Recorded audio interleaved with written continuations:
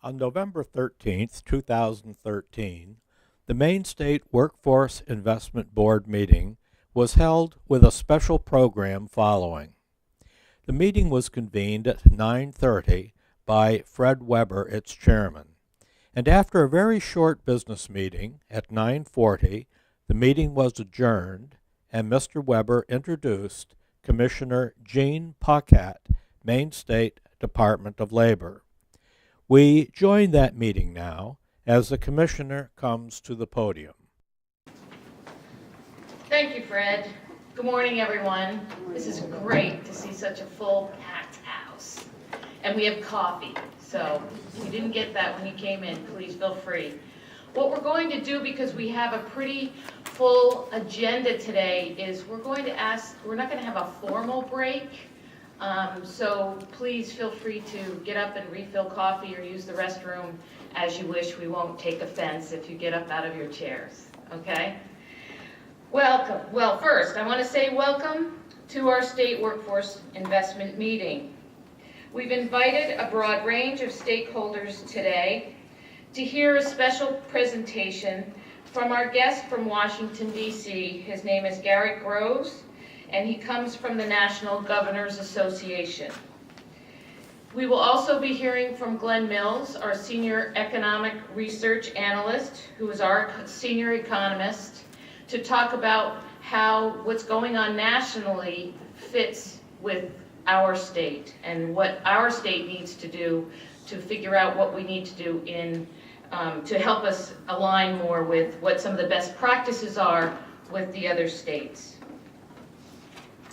Part of the NGA is to study and coordinate best practices from around the country to help states with workforce development strategies to assist with supporting economic prosperity throughout our country. We have guests with us today to hear what this year's target is, which is entitled America Works. And I just want to take a minute to explain what is America Works and why is this a National Governors Association initiative. The National Governors Association is just that. It's an association that helps to bring governors together to figure out what are best practices so that they can take them back to their own states and implement some of those best practices.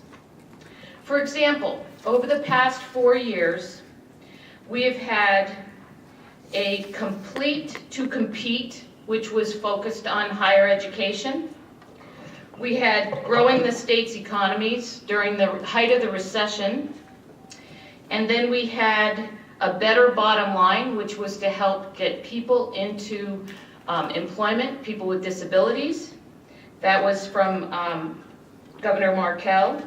And then this year we have Governor Phelan from Oklahoma, who's actually tying it all together, which is America Works, Education and Training for Tomorrow's Jobs. Here in Maine, we've had many years of talking about aligning these systems, but frankly, we've been a lot working, or many of us have been working in what we call silos of excellence. With our federal dollars shrinking and the uncertainty of future resources, it's time that we take a serious look and serious action to work on this issue.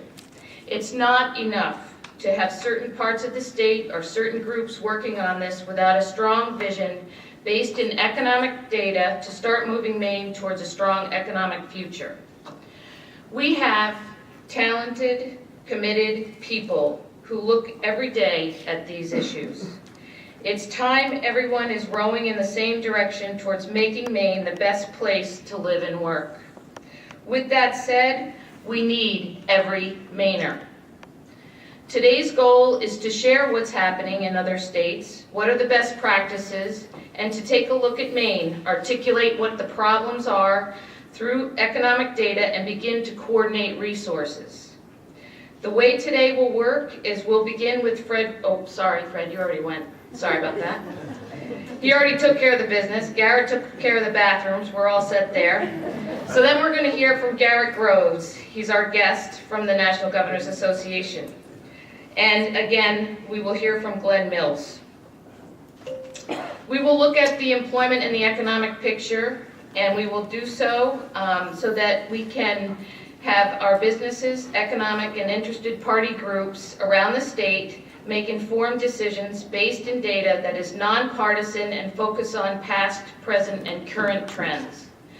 And finally, we'll have an opportunity for questions with Glenn, Garrett, and myself, and Julie Rubinowitz, our communications director, will facilitate a Q&A session at the end.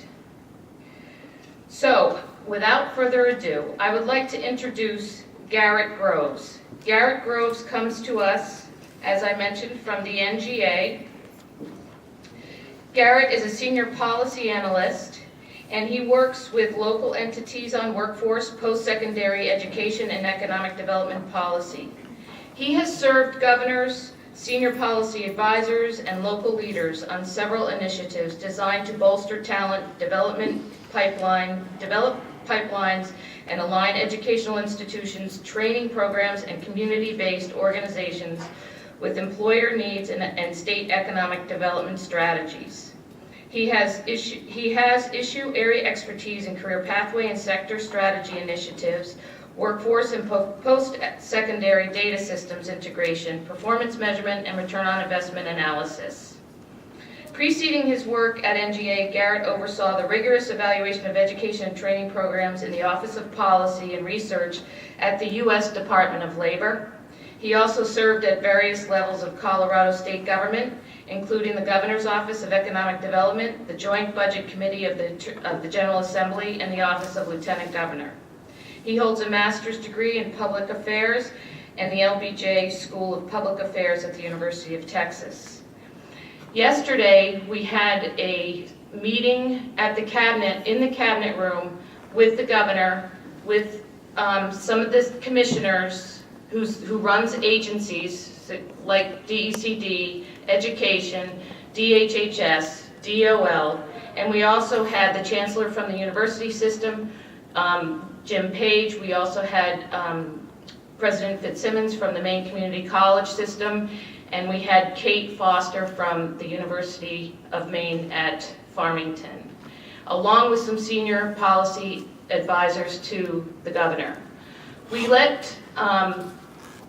didn't have much time, but we were allowed to have Garrett explain over about a 40-minute period what it is we believe our state needs to do to look at all the resources that we have, look at our educational, our workforce systems, and figure out how we're going to coordinate and move our system forward for tomorrow's workers and today's businesses and today's jobs. So without further ado, again, Garrett Groves.